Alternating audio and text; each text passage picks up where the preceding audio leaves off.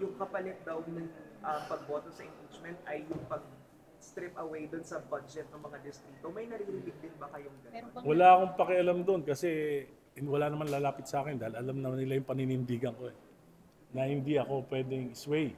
Uh, uh, I will not be swayed by power, nor money, nor positions, nor fear or threat.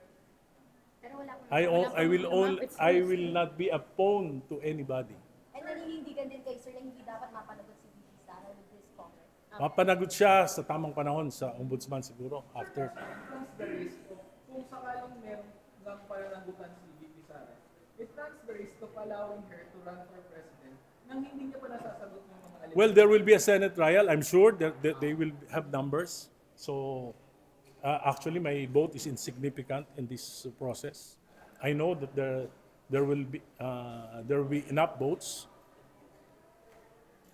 I prayed for wisdom, and my wisdom is not to participate. Sir, Abstain, sir, sa abstain, sir, or plenary. no? I will not attend even the session, the plenary session.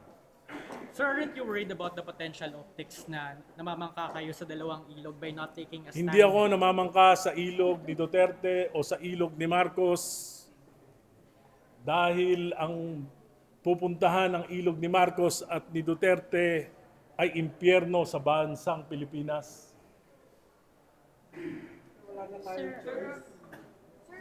You're saying it's... I'm convincing Mar Rojas to run. Sir, in that light, sir, would you think, ano